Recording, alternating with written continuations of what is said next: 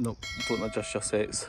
I'm back here, but this time, now that the panel's been energised, the tails have obviously been dipped by somebody competent or authorised to do so. And my task today is to replace all of these floodlights. And the way I go about doing this, there's obviously a few different ways, but obviously take my door off, fuse out, remove this, and it's tied on with a drum of flex there, and then it's just a case of lowering it down. There's actually no too much weight in it doing it this way.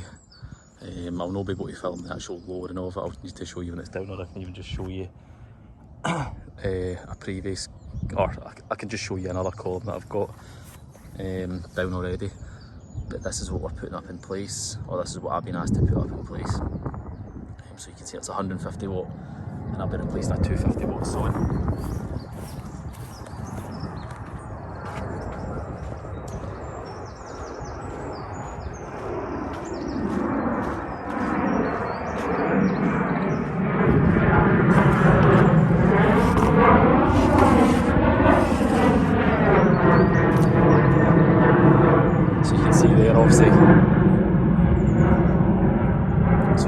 Obviously upside down, but that's one mounted, and I'm going to make sure they're all working before I pull them back up, and I've got the angles and stuff like that correct.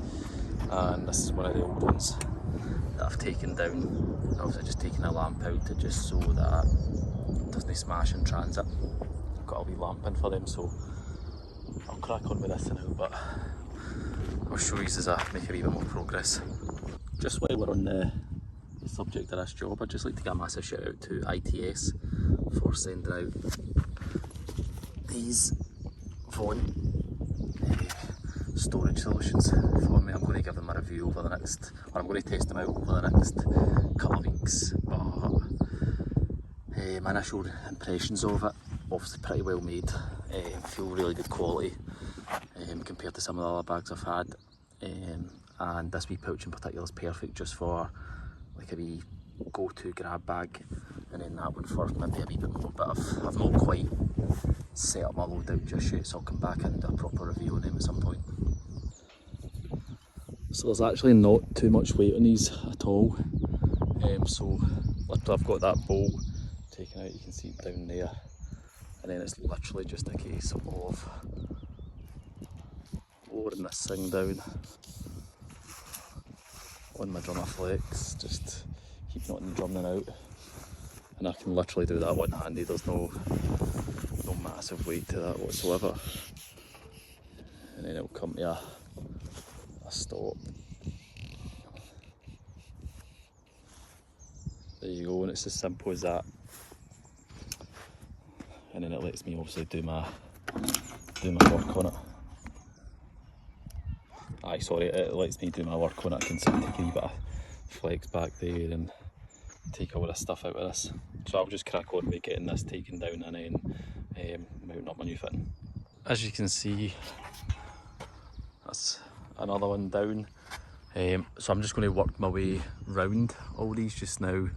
Obviously I've isolated the supply in there anyway, so I'm happy to leave things the way they are, and I'll go round, I'll take all 6 of these down, and then I'll sort of go in a loop and mount all the fittings.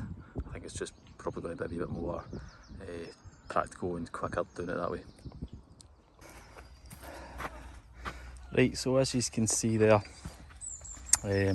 all 6 floods, the 250 watt floods, have been taken down. I've mounted 2 of the new floodlights on this one and that one, and now I'm just going to work my way around the rest of this part. You can see I've dropped all the columns there, so I'll work my way around, and I've got another 2 there, so I'll mount the 2 there, like 1 and 2, and then I'm waiting on another 2 getting dropped off to me, so I'll maybe get one more.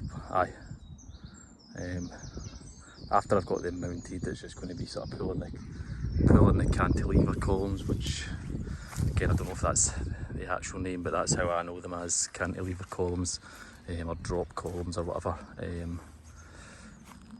That's how I know them anyway. So once I've got them all mounted and installed, I will raise them, energise, obviously make sure that they're working, and then from there I'll make sure that all my angles are correct to obviously hit each games quarter where required. And obviously if anything needs adjusted, then it's just a case of dropping it back down, keep everything attached, or drop it back down, tweak it slightly and raise it up. But I'll crack on because this is going to be an all day job here. It's taking a lot longer than I expected, everything's rusted and seized. And it's some shift as well, obviously it's quite sunny today, so it's taken out as plus I'm still not feeling too great. I've had a few different things over the past few weeks and I'm still not 100%, so I'll crack straight on and I'll jump in again once I've got all 6 mounted. Right, so that's a job done. Yep, somebody's dipped details like that, don't know who, but we'll energise that.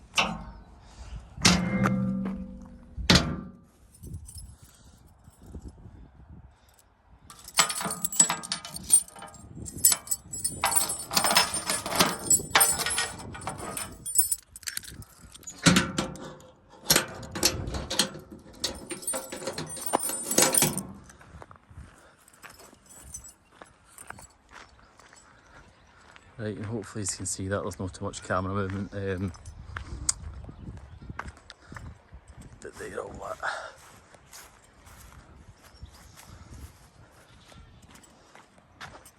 Actually, that one isn't, but it's maybe just a blown fuse, but I'll go and sort that, but the rest of them are all lit and I've tidied up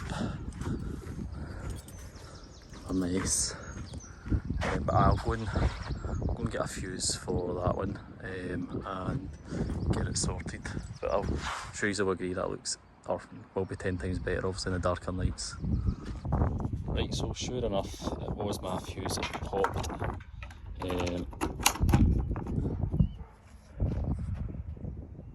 There we go. So now all 6 of them are all lit.